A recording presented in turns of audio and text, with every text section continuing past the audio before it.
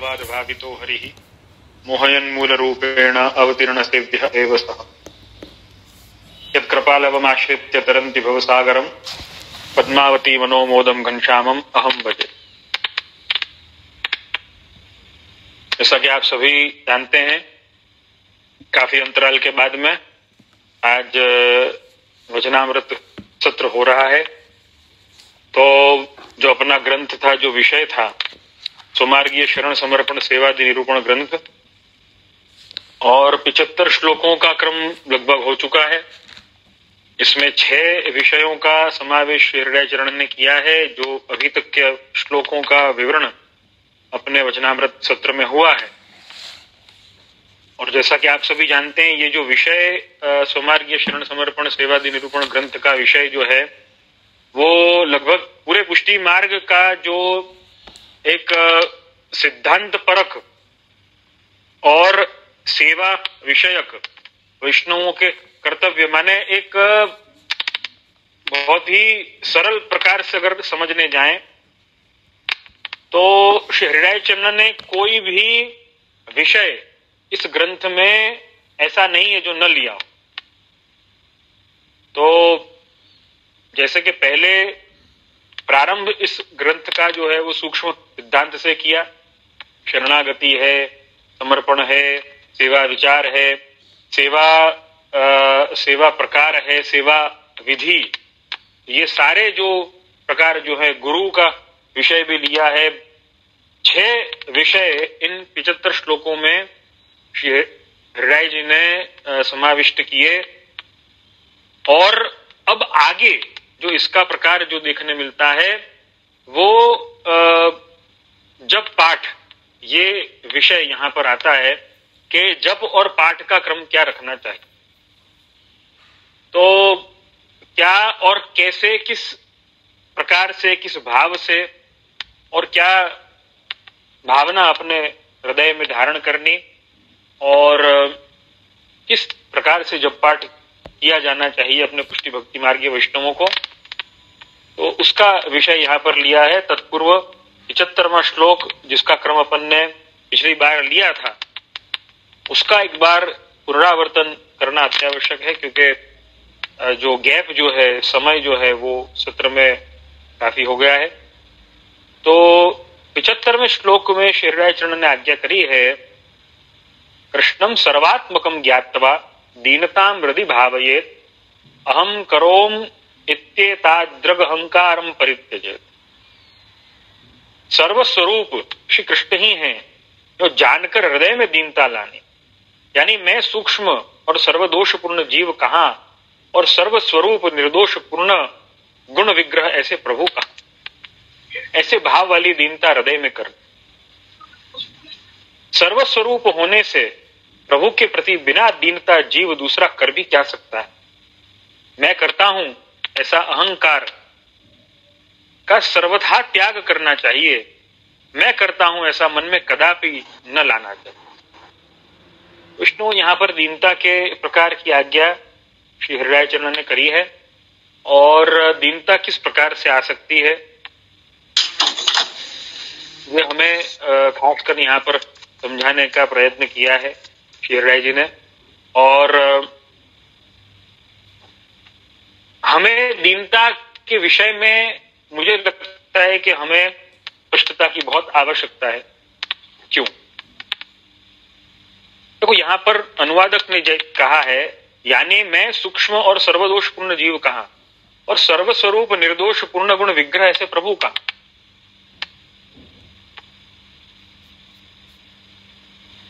हमें दीनता का सही तात्पर्य क्या है, ये हमें समझना है। तो दीनता का सही तात्पर्य जो है वो ये बनता है कि हमारी असमर्थता का निश्चय और प्रभु की सर्वसामर्थ्यता का स्वीकार, ये दीनता है। देखो, वैसे दीन के कई अर्थ होते हैं, लेकिन दीन का एक जो प्रकार है, गरीबी को भी दीनता कहा जाता है। कोई व्यक्ति गरीब हो उसे भी दीन बोला जा सकता है। लेकिन सबसे जो महत्वपूर्ण बात जो है वो यही है कि दीनता का जो मूल विषय जो है अपने पुष्टि मार्ग में, वो यही है कि प्रभु की सामर्थ्य का विचार और अपनी असमर्थता का विचार। किसी ने टेक्स्ट किया है कि उन्हें सुनाई नहीं दे रहा है क्या? Priyank, is it clear, Audible? हाँ मुझे ऑडिबल છે, ખાલી એમ લાગે છે માઇક ક્યાંય ટકરાય છે વધારે. ઓકે, હવે? हाँ હવે બેટર છે. ओके ओके, तो कृष्ण की सर्वसमर्थता का हमें विचार रखना है और अपनी असमर्थता का विचार रखना है। अब यहाँ पर बहुत सी बार बड़ा ही एक कंफ्यूजन हो जाता है, बहुत बड़ी दुविधा हो जाती है। वैष्णव ऐसा समझते हैं कि भाई जब हमारे में कोई सामर्थ्य ही नहीं, हमारे में तो असमर्थता ही है सारी की सारी, तो फिर एक काम क्यों ना किया जाए कि भाई ठाकुर जी को ऊपर तो छोड़ देते, हम क्यों? हमने तो ब्रह्म संबंध ले लिया, हमने समर्पण कर दिया, अब हम क्यों कुछ करें? जब ठाकुर जी सर्व सामर्थ्यवान तो ठाकुर जी हैं, हमें तो कोई सामर्थ्य है नहीं, तब फिर हमारे कुछ करने या न करने से क्या फर्क पड़ने वाला है? तो इससे अच्छा ये कि हम न करें, क्योंकि करने के पश्चात भी हम अगर कुछ करने जाते हैं तो भी होना तो वही है जो ठाकुर जी को स्वीकार्य है या ठाकुर जी की इच्छा है। तो फिर हम क्यों करें? ठाकुर जी ही क्यों न करें? हमारे कुछ करने की आवश्यकता है? देखो ये एक बहुत बड़ा प्रश्न है, कईयों के मन में ऐसे प्रश्न आते रहते हैं। तो देखो इसका जवाब बड़ा ही स्पष्ट है। देखो प्रभु को करना है लेकिन आपसे करवाना है, इसकी स्पष्टता गीता जी के 11वें अध्याय में भी भगवान ने दी है अर्जुन को। अर्जुन ने भी यही विस्मय के कारण, अर्जुन को भी यही दुविधा हुई थी, अर्जुन को भी यही तकलीफ हुई थी, और अर्जुन ने भी यही प्रश्न किया था कि प्रभु जब आप सब कुछ कर सकते हैं, आप जब विराट रूप के दर्शन अर्जुन को होते हैं तो विराट रूप के दर्शन से उसे बड़ा ही विस्मय होता है कि ये तो कैसा अद्भुत रूप है आपका, इसमें तो मैं भी हूं, इसमें तो कौरव भी हैं, सब हैं, इस पांडव भी हैं, कौरव भी हैं, पूरा ब्रह्मांड उसमें दिखाई दे रहा है आपके रूप में, आपके विराट स्वरूप में। तब फिर आप मुझे लड़ने के लिए या मुझे मेरे धर्म पथ पर चलने के लिए प्रेरित क्यों कर रहे हैं? जब आप ही सब कर सकते हैं तो मैं क्यों करूं? ये विचार अर्जुन को भी आए। तो वहां पर भगवान ने बहुत ही स्पष्ट कहा, निमित्त मात्रम भव सव्य साचिन। ये भगवान ने वहां पर आज्ञा करी कि करूंगा तो मैं, लेकिन करवाऊंगा तुझसे, निमित्त तुझे बनना है। देखो अगर हम एक बहुत ही एक बड़े मन से विचार करें तो हमें ये समझ में आएगा कि हकीकत में हमें प्रभु ने कुछ करवाने के लिए ही तो जन्म दिया होगा, और दूसरा क्या कारण हो सकता? तो प्रभु के लिए देखो, हर व्यक्ति ये समझ नहीं सकता है कि प्रभु ने करवाने के लिए कुछ मुझे जन्म दिया है और वो करना प्रभु के लिए है। देखो ये जो अनुभव है, ये जो आभास है, ये उसी को हो सकता है जिसे अपने स्वधर्म का ज्ञान है, जो गुरु के चरणों में बैठा है। देखो दीनता उसी में आ सकती है, दूसरे में दीनता नहीं आ सकती।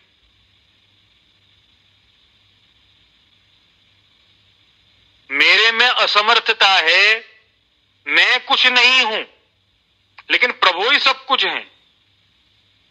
ये विचार, ये निश्चय हमारे भीतर आएगा, लेकिन वो कब आएगा और कैसे आएगा? वो तभी आ सकता है जब प्रभु सर्व सामर्थ्यवान हमें लगते हों, और प्रभु सर्व सामर्थ्यवान है तो मैं सर्व सामर्थ्यवान के लिए कुछ कर रहा हूं। ये हमारा विचार स्पष्ट हो, ये हमारा भाव स्पष्ट हो वैष्णव, तभी ये स्पष्टता आ सकती है, तभी दीनता आ सकती है कि नहीं करूंगा मैं, लेकिन करवाना प्रभु चाहते हैं। और करना प्रभु के लिए है। देखो ये एक बात बहुत ही महत्व की।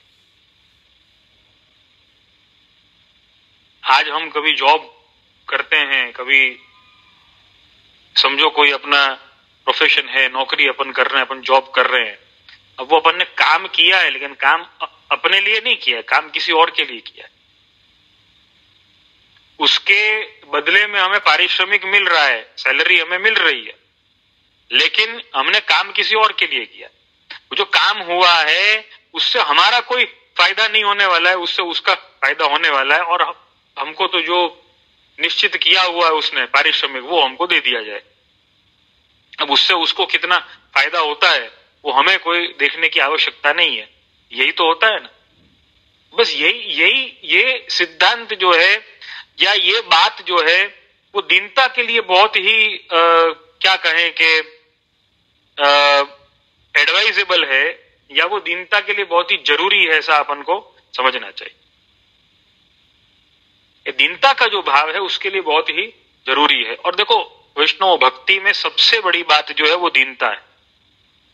भक्ति में इंसान एक वैष्णव, एक व्यक्ति तभी वो भक्ति कर सकता है जब उसमें दीनता का भाव आता हो। जब उसमें दीनता का भाव हो, उसे अपनी असमर्थता का विचार बहुत दृढ़ हो, और प्रभु की सर्व सामर्थ्यता का स्वीकार उसमें बहुत दृढ़ हो, तभी दीनता का भाव आ सकता है, तभी भक्ति का भाव आ सकता है। नहीं तो वो भक्ति कर ही नहीं सकता। उसके प्रश्न हमेशा यही होंगे कि भाई अभी ठाकुर जी के लिए हमारे पास में समय नहीं, तो क्या किया जाए, क्या नहीं किया जाए।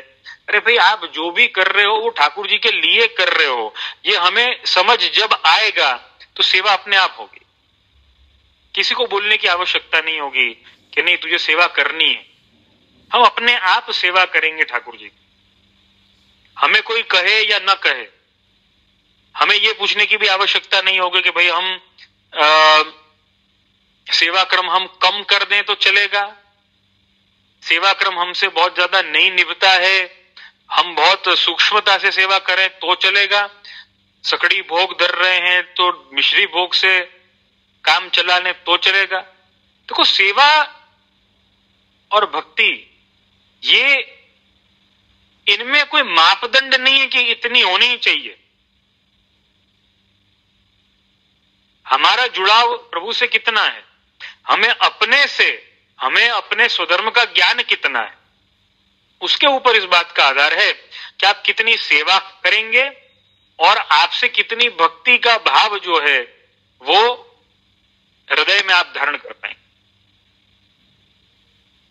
ये बहुत जरूरी है, बहुत अत्यावश्यक है, हमें समझना चाहिए। उसी से दीनता का भाव आएगा। देखो विष्णु, और दीनता का भाव आते ही भगवत कृपा का अनुभव होने लगेगा।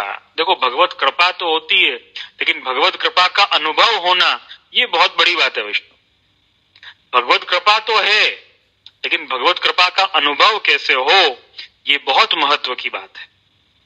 तो भगवत कृपा का अनुभव वो ये दीनता के आने के पश्चात होगा। देखो हम सब करते हैं, हम सेवा करेंगे, हम सब करते हैं, लेकिन फिर भी हमें अनुभव क्यों नहीं होता कि भाई भगवत कृपा है हमारे पर, क्योंकि दीनता का भाव नहीं आया है। ये बात खास ध्यान में रखने लायक है। सब कुछ करने के पश्चात भक्ति भाव से हमने सेवा करी, भक्ति भाव से हमने सत्संग किया, हमने यात्राएं करी, हमने सब कुछ किया, लेकिन तो भी जैसी कृपा का अनुभव हमें होना चाहिए वैसा क्यों अनुभव नहीं होता है? उसका कारण यही है क्योंकि दीनता का भाव नहीं है। देखो बीच में वो एक ऑब्स्टेकल है, बीच में वो एक गैप हमारे बीच में है कि हमने किया, या हमें जब ये विचार आता है कि हमने सेवा करी तो सामने ठाकुर जी हमें क्या दे रहे हैं, जब ये विचार आता है उसी टाइम पर दीनता का भाव गौण हो जाता है। वहां पर दीनता का भाव जो है वो शून्य हो जाता है। दीनता के भाव की दृढ़ता के लिए सबसे ज्यादा आवश्यक यही है कि हमें एकटक, हमें कहते हैं ना तैल धारवत, हमें भक्ति करनी है। प्रभु की कृपा का अनुभव फिर अपने आप होने लगे। हमें प्रभु की शरणागति, देखो शरणागति के लिए भी कितनी सुंदर बात है। शरण आगति है, शरण गति नहीं है।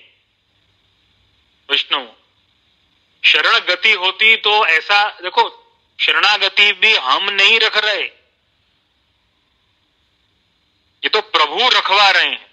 शरण आगति, आगति माने प्रभु हमें शरण में लेने के लिए सामने से पधारते हैं, ये पुष्टि मार्ग है, वो शरणागति है। शरण गति होती तो हम मानते कि हम प्रभु तक पहुंचे या हम प्रभु तक गए, नहीं, प्रभु हम तक आए, ये शरणागति है। शरण आगति, हमारा सामर्थ्य तो यहां भी नहीं है कि हम प्रभु की शरण में गए हैं, ये प्रभु हमें शरण में लेने के लिए पधारे हैं, ये भी प्रभु ने किया है। ऐसा देखो, हमारे तो पुष्टि मार्ग में, अपने पुष्टि मार्ग में तो प्रारंभ में ही इसकी स्पष्टता अपने आप ही मिल जाती है कि शरणागति है। तो वहां पर भी अपनी सामर्थ्य का विचार मत करना कि देखो दूसरे तो कोई जाते नहीं है लेकिन मैं तो गया, मैं प्रभु की शरण में गया, मैंने प्रभु की सेवा करी। दूसरे तो देखो सब मूर्ख हैं, सब अज्ञानी हैं, समझता नहीं है कोई। लेकिन क्या प्रभु उन्हें समझाना चाहते हैं? हम तो समझाने का प्रयत्न करेंगे, लेकिन क्या प्रभु उन्हें समझाना चाहते हैं?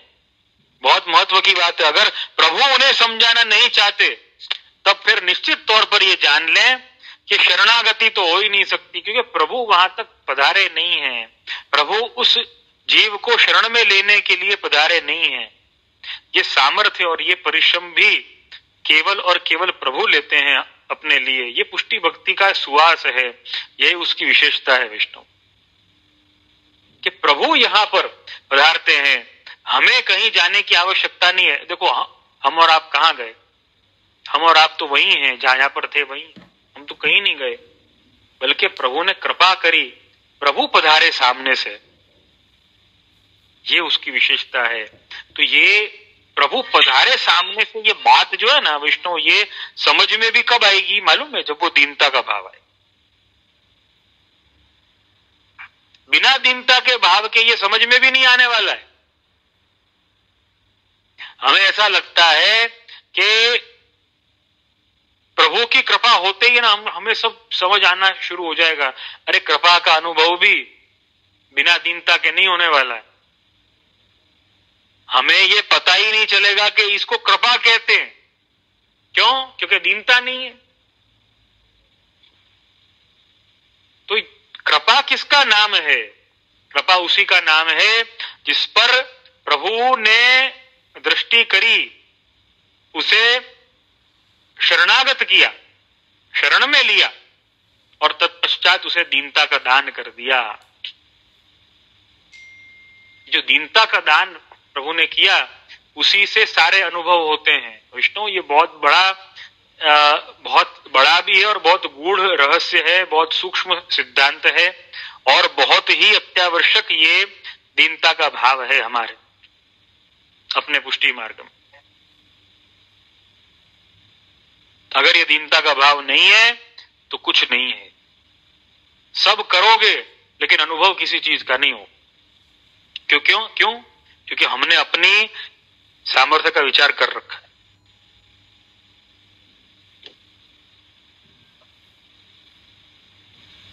बहुत महत्व की बात है।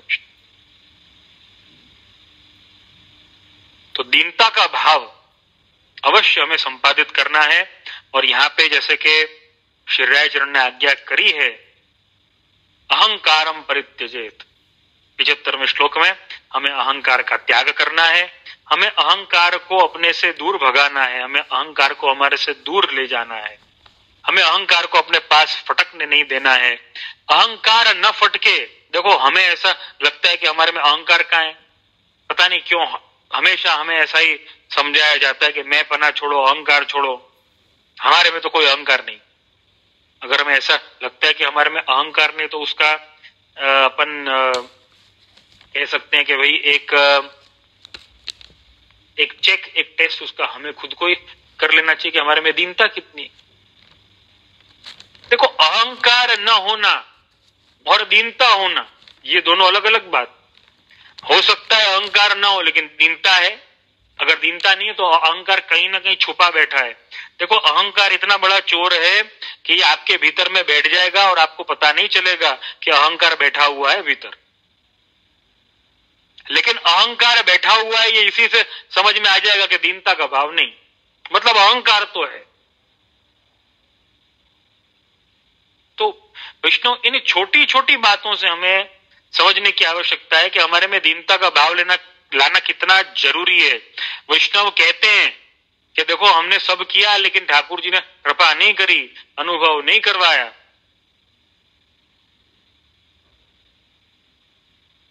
वो जो अनुभव है वो इसीलिए नहीं हो पाया क्योंकि दीनता का भाव नहीं था। विष्णु हमें प्रयत्न करना चाहिए कि श्रीहरि जी की आज्ञा अनुसार, श्री महाप्रभु जी की आज्ञा अनुसार हमारे में दीनता का भाव आए। मैंने किया है ये आभास, ये अनुभव, ये विचार, उसे हम छोड़ें और अपने आप को प्रभु से जोड़ें। अपने आप में दीनता का भाव लाइए वैष्णवों कि हमारा सामर्थ्य नहीं है, प्रभु करवाते हैं, ये तो प्रभु ने किया है। और सिर्फ ये वाणी से ही नहीं, ये वर्तन में भी आना चाहिए। और वर्तन में कैसे आएगा? जब हम जीवन में ज्यादा से ज्यादा अपने जीवन में स्वीकार लाएंगे विष्णु। हमारे जीवन में जितना ज्यादा स्वीकार आएगा व्यक्तियों का, वस्तुओं का, और फिर भी प्रभु के प्रति अनन्य दृढ़ निष्ठा रहेगी, दृढ़ श्रद्धा रहेगी, दृढ़ भक्ति रहेगी, तब माना जाएगा कि दीनता का भाव है। सिर्फ बोलने से, कई लोग सिर्फ बोलते हैं, वाणी विलास करते हैं, नहीं तो ठाकुर जी ने करवाया है, ये करवाया, लेकिन हृदय में दीनता का भाव नहीं है। सिर्फ वाणी में दीनता का भाव होगा, हृदय में दीनता का भाव नहीं आता।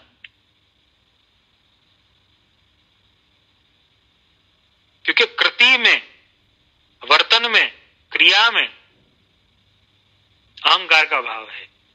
तो बहुत ही स्पष्ट है कि हमें इन भावों को, जो अहंकार लाते हैं उन भावों को छोड़ना है और हमें भक्ति भाव को संपादित करने के लिए हमें अनुभव करना है, हमें भगवत कृपा का अनुभव करना है। तो दीनता तो लानी होगी ना, दीनता के बिना भगवत कृपा का अनुभव होना नामुमकिन।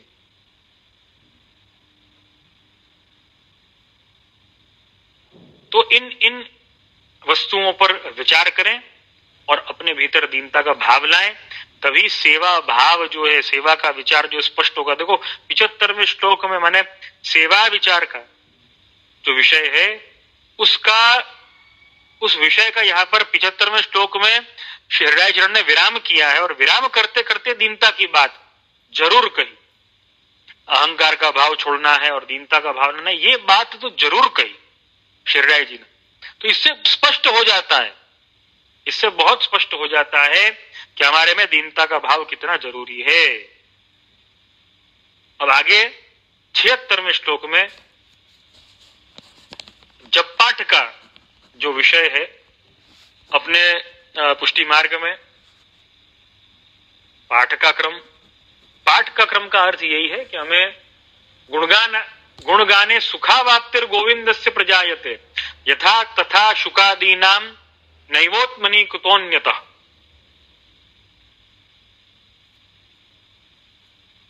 तो श्री महाप्रभु जी ने जो आज्ञा करी है निरोध लक्षण ग्रंथ में कि गुणगान से सुखावाप्तिर गोविंदस्य प्रजायते, के गुणगान में जो आनंद है, गुणगान में जो सुख है, वैसा सुख तो कहीं नहीं। यथा तथा शुकादीनाम नैवात्मनि कुतोन्यतः, कि देखो कैसे शुकदेव जी को आनंद हुआ कि गुणगान का आनंद जो है वो इतना अद्भुत है। तो ये गुणगान का आनंद है, ये जप पाठ का जो क्रम है ये एक गुणगान का आनंद है। हालांकि गुणगान का आनंद कैसे लिया जाए उसका कोई एक व्यवस्थित या निश्चित प्रोटोकॉल तो हो नहीं सकता है भक्ति मार्ग में, लेकिन जप समय के, पाठ करने बैठने के समय के कुछ नियम, कुछ सिद्धांत अवश्य है, शास्त्र में भी है और अपने पुष्टि मार्ग में भी है, दोनों ही हैं। अब कई लोग ऐसा कहते हैं कि भाई प्रभु हृदय में है तो कभी भी नाम लो, क्या फर्क पड़ जाता है।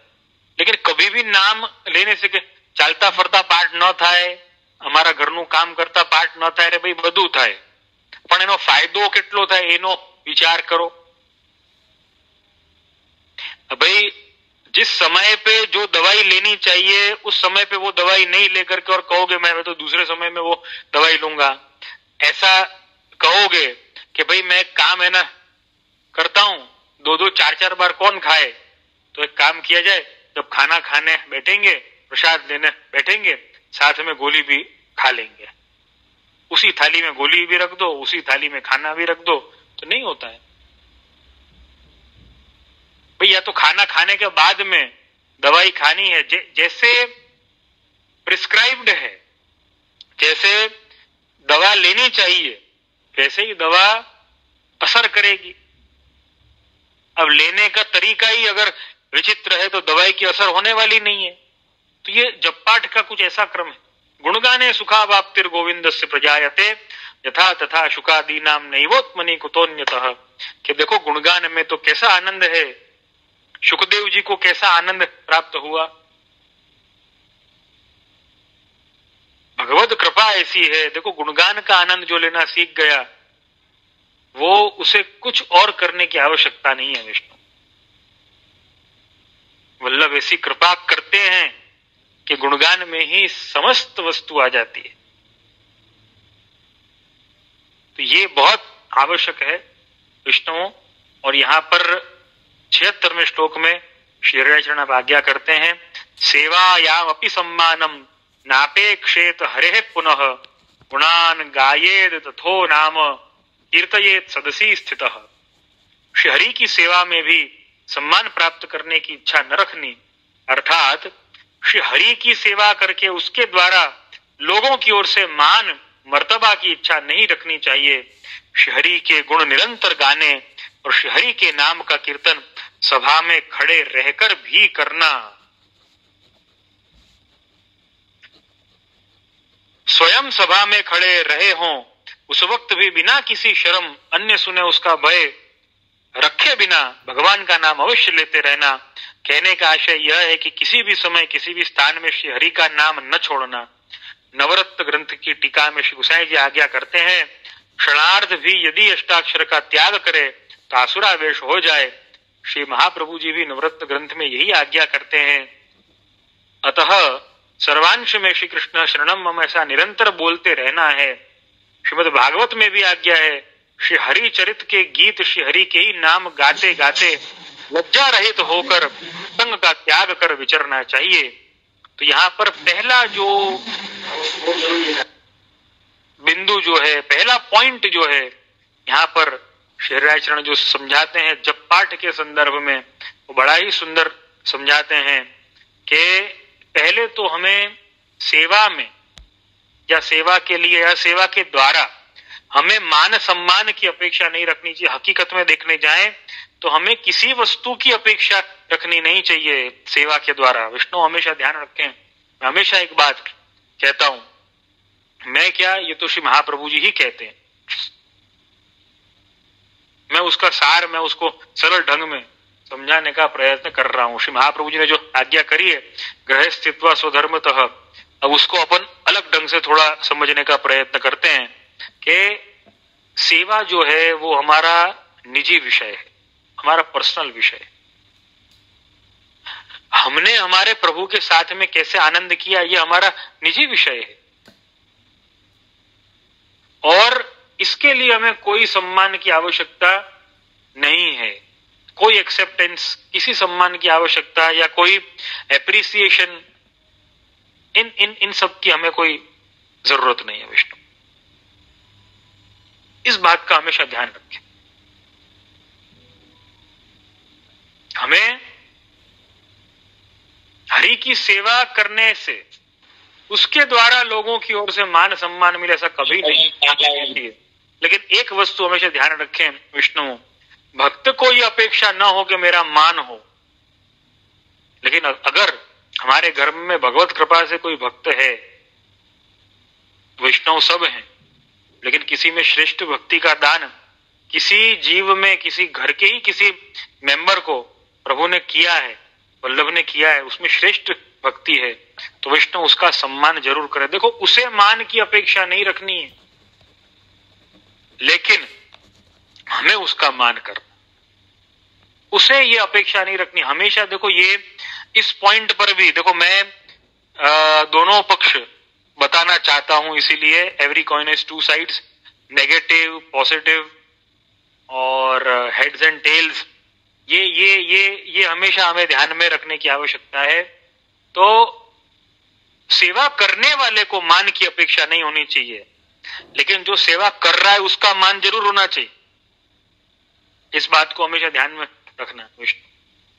इसका मतलब ऐसा बिल्कुल भी नहीं कि ये जो पंक्ति है, सेवायाम अपि सम्मानम नापेक्षित हरे है पुनः, ये हरिराय जी ने आज्ञा करी है कि सेवा करने वाले को किसी मान की अपेक्षा नहीं। तो मतलब एक काम करो, अब इसका अपमान करो, अब इसको मान मत करो, क्योंकि सेवा करने वाले को तो मान की अपेक्षा होती नहीं है। तो चलो अब इसका अपमान भी करके देख लो। और ज्यादातर ऐसा होता है, लोग अपमान करते हैं, अब सेवा करने वाला अगर जवाब दे दे तो कहते हैं कि देखो इसके में दीनता कहाँ है, इसके में सेवा का भाव कहाँ है, इसमें भक्ति का भाव कहाँ है। बड़ा कहता है कि हमारे में तो भक्ति होनी चाहिए, ये होना चाहिए, दीनता होनी चाहिए, दीनता का भाव कहाँ गया। सच्ची बात है। देखो, भक्त में सहनशीलता तो होनी चाहिए, तो बिल्कुल सही बात है, लेकिन इसका मतलब ऐसा नहीं कि हम उसका अपमान करना शुरू कर दें। हमारे ग्रंथों में कई जगह पर ऐसे आता है कि भक्त को तो अपमान भी सहन करना। देखो, भक्त को अपमान सहन करना, लेकिन इसका मतलब ऐसा नहीं कि दूसरे को अपमान करने की छूट दे दी है। ये हमेशा ध्यान में रखने लायक बात है। दूसरे को अपमान करने की छूट नहीं दी है, उसे अपमान सहन करने की सामर्थ्य दी। इसका मतलब ऐसा बिल्कुल भी नहीं कि दूसरा उनका अपमान करे, भक्त का अपमान करे, ऐसा मतलब बिल्कुल नहीं। हमें तो उसका मान करना है, उसे ये अपेक्षा नहीं रखनी। उसे अपेक्षा इसलिए नहीं रखनी है ताकि उसमें दीनता का भाव रहे, अहंकार का भाव ना आए, इसलिए उसमें ये मान की अपेक्षा नहीं रखनी। उसमें ये बात होनी चाहिए, लेकिन हमें उसका अपमान नहीं करना है। ये बात हमेशा ध्यान में रखें, हमें सम्मान करना है। विष्णुओं, विदुर जी ने जब कौरवों को छोड़ा, कई विचारकों ने, कई ग्रंथों में ये बात आती है, कई टीकाकारों ने ये बात लिखी है कि कौरवों का नाश तभी हो गया जब विदुर जी चले गए। विदुर जी भक्त हैं, कृष्ण भक्त हैं, और कौरवों ने क्या किया? कौरवों ने विदुर जी का अपमान किया। विदुर जी ने जब कौरवों को छोड़ा तब प्रभु को चेत मिल गई कि देखो अब इन्हें कोई नहीं बचा सकता। वो तो भक्त विदुर जी थे। देखो, भक्त की लाज, भक्त की आड़ी हमेशा प्रभु मानते हैं, लेकिन अगर भक्त की वहां पर कोई मर्यादा न हो, भक्त का कोई मान ना हो, भक्त का कोई सम्मान ना हो, भक्त वहां से चला जाए। कितनी सुंदर बात समझाई गई है कि देखो, विदुर जी चले गए कौरवों को छोड़ करके, तो कौरवों के तो पुण्य चले गए।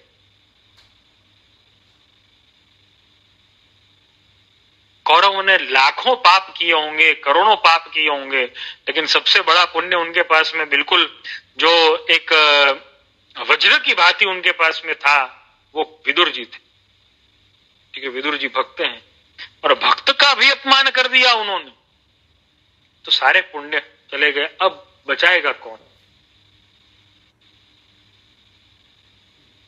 प्रभु ने सारा बल दे करके भी और एक भक्त के जाने पर निर्बल कर दिया। भगवान भक्त की आड़ी हमेशा रखते हैं। उदो ऐसो भक्त मोहे भावे, सब तज आश निरंतर मेरी, जन्म कर्म गति गावे, उदो ऐसो भक्त मोहे भावे।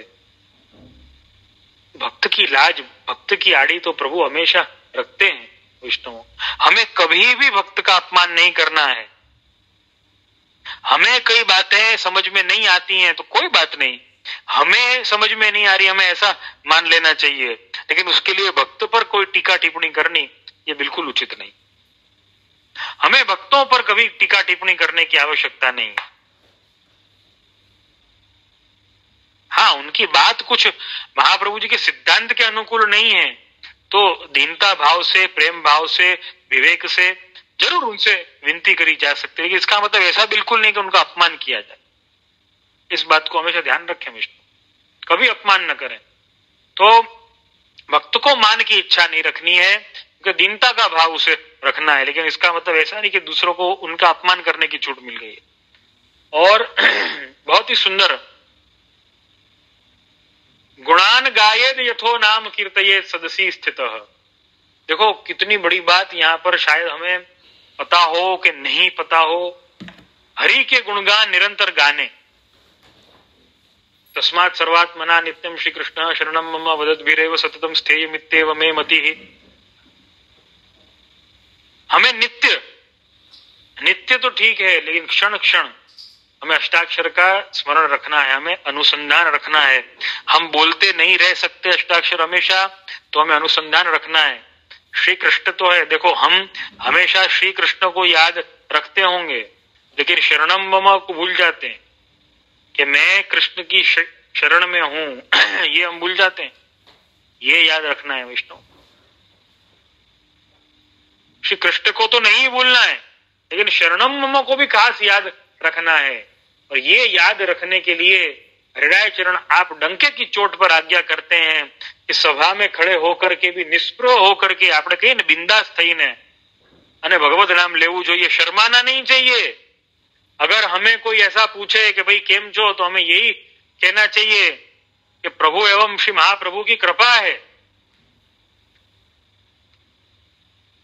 हमें निष्प्रह होकर ये बात कहनी चाहिए, इसमें क्या शर्म की बात, निष्प्रहता लानी। यहां पर यही आज्ञा कर रहे, बिना किसी शर्म के अन्य सुने, उसका भय रखे बिना भगवान का नाम अवश्य लेते रहना चाहिए। हमें कोई भय रखने की आवश्यकता नहीं है, सभा में भी खड़े होकर के भगवान का नाम लिया जा सकता है। मतलब एक पल के लिए भी जो महाप्रभु जी ने आज्ञा करी है उस वचन का, उस सिद्धांत का अनुसरण करते रहना चाहिए। कभी भी अष्टाक्षर का स्मरण, शरणागति का स्मरण, शरणागति का भाव, चाहे वो वाणी से हो, वर्तन से हो, विचार से हो, जैसे भी हो, हमें कभी नहीं छोड़ना चाहिए। कहने का आशय यही है कि किसी भी समय किसी भी स्थान में श्री हरि का नाम न छोड़ना। नवरत्न ग्रंथ की टीका में श्री गुसाई जी आज्ञा करते हैं, क्षणार्ध भी यदि अष्टाक्षर का त्याग करें तो आसुरावेश हो जाए। शिक्षा श्लोकी में श्री महाप्रभु जी ने भी आज्ञा करी, हम जानते हैं ये बात। यदा बहिर्मुखा यूयं भविष्यत कथंचन तदा काल प्रवाहस्था देह चित्ता दयोप्युत। श्री महाप्रभु जी स्पष्टता से इस बात को समझाते हैं कि हमें एक पल के लिए भी भगवत नाम छोड़ना नहीं चाहिए, बहिर्मुखता आ जाएगी विष्णु। इतना सावधान हमें रहना है। और श्री भागवत में भी यही आज्ञा है, श्री महाप्रभु जी की भी यही आज्ञा है, श्री गुसाई जी की भी यही आज्ञा है।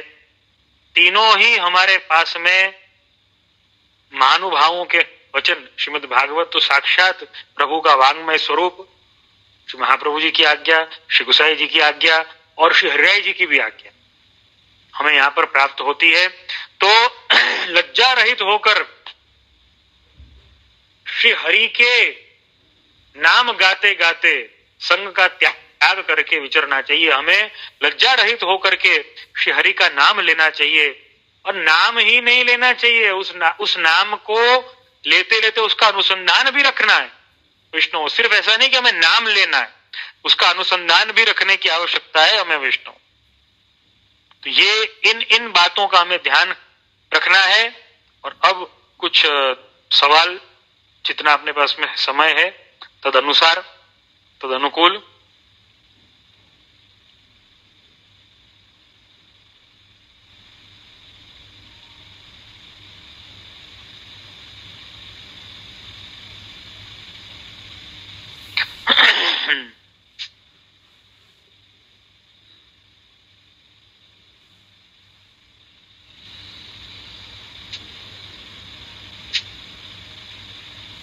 तो यहां पर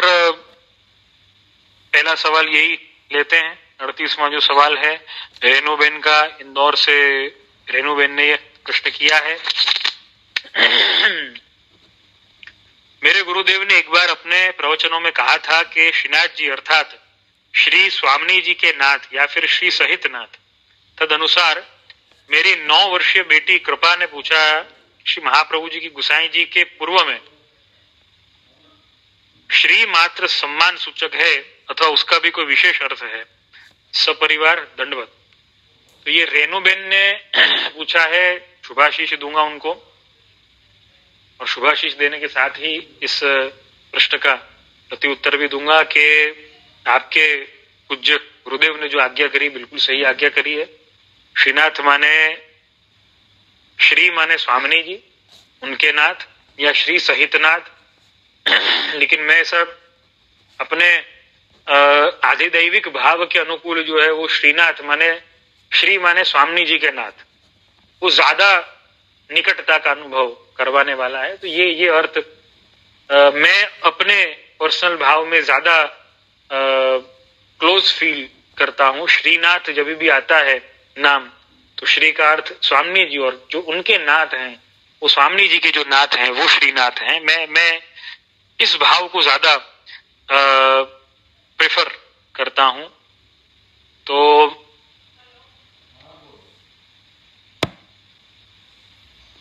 रेणुबेन की जो सुपुत्री ने पूछा है कि महाप्रभु जी और गुसाई जी के पूर्व में श्री मात्र सम्मान सूचक है अथवा उसका भी कोई विशेष अर्थ है? देखो, सम्मान सूचक है, सम्मान सूचक तो होता है श्री, लेकिन हमें श्री का अर्थ यहाँ पे समझना चाहिए। श्री महाप्रभु जी, श्री गुसाई जी जब हम कहते हैं, श्री का अर्थ यहाँ पे श्री धर्म या शोभा या लक्ष्मी से। देखो, लक्ष्मी का अर्थ यहाँ पर कदापि ये न ले पैसा। लक्ष्मी का अर्थ पैसा लेना, सिर्फ पैसा लेना, वो लक्ष्मी को बहुत सीमित कर देना है। लक्ष्मी का अर्थ यहाँ पे शोभा से है, श्री से। तो श्री महाप्रभु जी, श्री गुसाई जी के नाम के आगे, गुरुदेव के नाम के आगे जब श्री लगता है तो गुरुदेव के नाम के आगे श्री लगने से इसका अर्थ यह है कि आप शोभा सहित हैं। आपकी शोभा क्या है? आपका आचार्यत्व आपकी शोभा, आपकी दीनता आपकी शोभा, आपकी विद्वत्ता आपकी शोभा, आपका सेवा भाव आपकी शोभा, आप साक्षात भगवत स्वरूप हैं, ये आपकी शोभा। देखो, सम्मान सूचक, ये श्री जो शब्द है सम्मान सूचक बाद में हुआ है, पहले इसे शोभा के अर्थ में ही लिया जाता था। जो शोभा विहीन होते उनके आगे श्री नहीं है ना लगाया जाता था। क्या कभी ऐसा सुना है कि अपन है ना कहीं पर भी लिखा हो श्री कंस जी, श्री रावण जी, श्री दुर्योधन जी? सुना है ऐसा? कभी नहीं सुना है। लेकिन श्री कृष्ण सुना है, श्री महाप्रभु जी, श्री गुसाई जी। मैं सामान्य तरीके से आप सबको समझाने का ये प्रयास कर रहा हूं। तो श्री जहां पर आता है वो सम्मान सूचक तो बाद में हुआ है। देखो, आजकल के जो दुर्योधन होंगे, कंस होंगे और रावण होंगे, उनके नाम के आगे श्री लगा देते हैं। अब जमाना ऐसा आ गया इसके लिए, लेकिन वो कोई शोभा सहित नहीं है, लक्ष्मी सहित नहीं है, वो तो शोभा विहीन है, वो शोभा रहित है, शोभा सहित नहीं है। जैसे कंस के आगे अपन, कंस के नाम के आगे, रावण के नाम के आगे अपन श्री नहीं लगाते, श्री कंस, श्री रावण नहीं लगाते ना, श्री कृष्ण लगाते, श्री महाप्रभु जी लगाते हैं, श्री गुसाई जी कहते हैं। तो श्री का अर्थ यहाँ पे जो शोभा युक्त हो, और शोभा जो है वो धर्म से आती, शोभा जो है वो धर्म के पथ पर चलने से आती। और श्री महाप्रभु जी एवं श्री गुसाई जी की तो क्या चर्चा करी जाए कि आप धर्म पर चलते, ऐसा कहना भी छोटा मोड़ बड़ी बात हो जाएगी। आप तो साक्षात धर्मी स्वरूप हैं, वस्तुतः कृष्ण एव हैं, तो आपके लिए ये तो बहुत छोटा मोड़ बड़ी बात हो जाएगी। श्री महाप्रभु जी और श्री गुसाई जी की तो क्या बात करी जाए। आपके नाम की शोभा श्री से कहां? मुझे तो ऐसा लगता है श्री की शोभा ये है कि आपका नाम श्री से जुड़ा हुआ है। ये मेरे निजी भाव की आपसे बात कर रहा हूं, आप सबसे ये चर्चा कर रहा हूं। महाप्रभु जी के नाम के साथ में श्री अगर जुड़ जाए तो श्री की शोभा अपने आप बढ़ जाती है वैष्णव। यहाँ पर स्वामी जी का अर्थ, स्वामी जी से अपन अर्थ नहीं लेंगे श्री का, श्री महाप्रभु जी मतलब शोभा सहित श्री महाप्रभु जी। और शोभा क्या आपकी, अरे आपका स्वरूप आपकी शोभा है। जो शोभा विहीन होते हैं ना, उनके नाम के आगे पहले श्री नहीं लगता था, प्राचीन काल में नहीं लगता था, अब तो लगने लगा है। चोर उचक का जो भी हो अब आगे श्री लगा देते हैं उसके, पहले ऐसा नहीं था। तो आपकी तो कहां बात करी जाए, श्री महाप्रभु जी एवं श्री गोसाई जी की तो कहां बात करी जाए। आपके नाम के साथ में श्री लगना, ये मैं समझता हूं श्री की शोभा ये कि आपका नाम लगा, आपका नाम जुड़ा श्री के साथ में, ये सामर्थ्य है वल्लभ की, ये सामर्थ्य है श्री महाप्रभु जी एवं श्री गोसाई जी। तो हमें इस बात का हमेशा ध्यान रखना है कि श्री जो है वो शोभा सूचक है। श्री माने लक्ष्मी सूचक है। लक्ष्मी का अर्थ यहाँ पे शोभा से है, पैसे से नहीं है। पैसा नहीं मानना, हमेशा लक्ष्मी का एक पार्ट पैसा हो सकता है, लेकिन पैसा माने ही लक्ष्मी और लक्ष्मी माने ही पैसा, ऐसा नहीं। ये हमेशा हमें रखना है ध्यान में।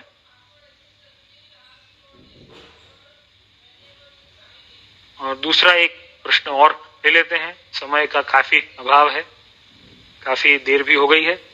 तो ये प्रीति बहन का प्रश्न है 35वां। घर के बड़े हरिशरण हो जाने के बाद अगर ठाकुर जी के निज मंदिर से द्रव्य प्राप्त हुआ हो तो उसका क्या करना चाहिए। आपकी कृपा से हमारे यहाँ बचपन से देखा है कि जब कभी घर से कोई आउट ऑफ टाउन जाता हो तो बड़े छोटे सबके हाथ से भेंट निकाली जाती, श्री जी की भेंट, वल्लभ की भेंट और गाय की भेंट। तत्पश्चात मेरी माँ घर खर्च से थोड़ा द्रव्य बचाकर वामेसु प्रभु के श्रृंगार वस्त्र आदि के लिए यूज करती। अब इस गुमनाम द्रव्य को क्या माना जाए, मेरी समस्या का समाधान करने की आप श्री के चरणों में विनती। तो पहली तो ये बात है कि देखो, मैं एक हमारे में इम्प्रूवमेंट आए, थोड़ा हम अपने पुष्टि भक्ति मार्ग के सिद्धांतों को समझ सके। पहली बात तो ये है, प्रभु के पास में कभी भी प्रभु के निज मंदिर में पैसा रखने की गलती कभी न करें। न तो प्रभु उस पैसे से शॉपिंग करने वाले हैं, न तो प्रभु उस पैसे को अपने पास में रख करके कुछ ऑनलाइन मंगा करके उसका बिल पेमेंट करने वाले हैं। तो ये दोनों में से तो कुछ नहीं होने वाला है। तो प्रभु के पास में पैसा न रखें। प्रभु वैसे ही श्री सहित हैं, जानते ही हैं अपन सब, प्रभु श्रीनाथ हैं, तो प्रभु तो वैसे ही श्री सहित विराजते ही हैं। तो पैसा कभी न रखें। प्रभु की भेंट भी जो होती है, प्रभु की भेंट भी देखो, हमें अगर हमने ऐसा निश्चय किया है कि ये प्रभु की भेंट है, समर्पण है, तो हमें उससे आभरण श्रृंगार इत्यादि बनवाने हो तो बनवा सकते हैं, उसमें कोई आपत्ति की बात नहीं। गाय की भेंट हमने निकाल दी तो वो गाय में जाए। लेकिन ये गुमनाम द्रव्य का जो मामला है, ये मैंने, क्योंकि हमारे वल्लभ कुल में ऐसा कोई क्रम नहीं है कि निज मंदिर में कभी कोई पैसा या कोई नोट बोर्ड कोई छुपाई जाती हो या कोई चुपके से रख दी जाती हो, ऐसा नहीं होता है। प्रभु के द्रव्य को प्रभु की सेवा में उपयोग कर लेना ही उसका सदुपयोग है।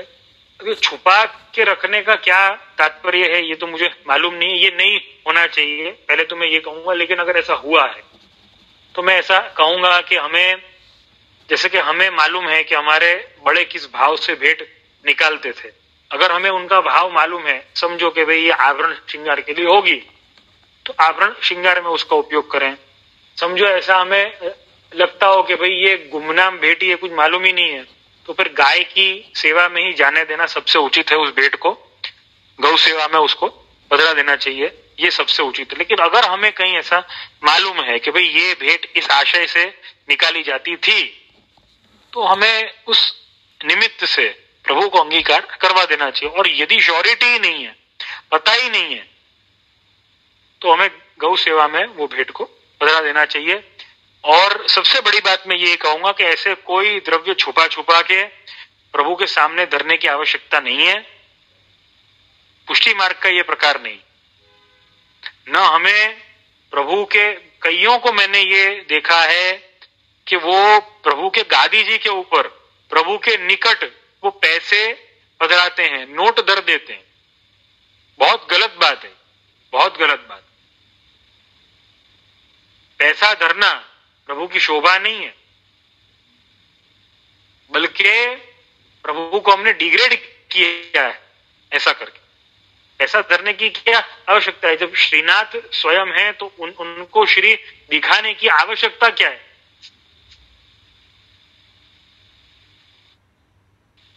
जो श्री सहित न हो उसे पैसे से शोभा लगती होगी, उसकी शोभा पैसे से होगी। लेकिन यहां तो कोई आवश्यकता ही नहीं है। श्रीनाथ आप स्वयं विराजमान है अपने माथे, उनके आसपास में पैसा कभी न रखें विष्णु, बल्कि नोट और सिक्के अगर हमने हाथ लगा लिए हों तो अपने भक्ति मार्ग का, अपने पुष्टि मार्ग का तो ये सिद्धांत है, हाथ खासा करने पड़ते हैं, हाथ धोने पड़ते हैं, बाद में ठाकुर जी को स्पर्श किया जाता है। ठाकुर जी को तो छोड़ो, ठाकुर जी की झाड़ी को भी, ठाकुर जी के सिंहासन को भी स्पर्श नहीं कर सकते जब तक हाथ खासा नहीं किए हों। पैसे को, नोट को हाथ लगा करके हाथ खासा करने पड़ते हैं, हाथ धोने पड़ते हैं। तत्पश्चात प्रभु के सिंहासन को भी हाथ लगा सकते हैं। प्रभु को हाथ लगाने की तो सोचना ही बहुत दूर की बात है। और यहां पर कई ऐसे अज्ञानी हैं जो अपराध करते हैं, प्रभु के गादी पर, प्रभु के निकट पैसे रखते हैं। पैसों की मतलब सिक्के हैं, नोट हैं, मालूम नहीं क्या क्या, उन्हें किसने ऐसा ज्ञान दिया या किसने ऐसा सिखाया ये मुझे मालूम नहीं है। लेकिन निश्चित तौर पे ऐसे लोग जो हैं निहायत ही अज्ञानी हैं, उन्हें श्री महाप्रभु जी के मार्ग से कोई लेना देना नहीं है, न उन्हें कोई ज्ञान है। ऐसों का कभी सपोर्ट न करें विष्णु, कभी सपोर्ट न करें। हमेशा इस बात का ध्यान रखें। तो पहला तो यह है कि प्रभु के निज मंदिर में ऐसा कोई गुमनाम द्रव्य रखने की कोई आवश्यकता नहीं है। अगर इतना ही गुप्त रखना चाहते हैं तो वो गुप्तता जो है, वो गुप्तपना जो है, हम अपने भाव में रखें और प्रभु को अंगीकार करवा दें। वो द्रव्य जो है वो प्रभु को अंगीकार हो सकता है, करवा दें। ऐसा गुमनाम द्रव्य रख करके और कोई लाभ नहीं होने वाला है। तो पहले तो रखे नहीं, रखा हुआ है, हमारे बड़ों ने, हमें मालूम है कि इस भाव से रखते थे। तो फॉर एग्जाम्पल अगर श्रृंगार आभरण में अंगीकार हो इसलिए रखते थे कि भाई वहां पर जमा किया जा सके, अगर ऐसा कोई आशय हो तो उसमें अंगीकार करवा दो। और मालूम ही नहीं हो, श्योरिटी नहीं और डाउट हो कि भाई अब मालूम नहीं क्यों रखा होगा क्या है, तो गौ सेवा में उसे पधरा देना उचित है। तो इसी के साथ में आज के सत्संग सत्र को यहाँ पर विराम देंगे। आप सभी के फीडबैक, सुझाव, शिकायत और प्रश्न हमेशा स्वागत योग्य हैं और मेरे मनोबल को बढ़ाने वाले हैं। आश्रय के पद का गान करेंगे और विराम करेंगे। दृढ़ चरणन केरो भरोसो, दृढ़ चरणन केरो, श्री वल्लभ नख चंद्र चटाबिन, सब जग मांझ अंधेरो भरोसो, दृढ़ चरणन केरो,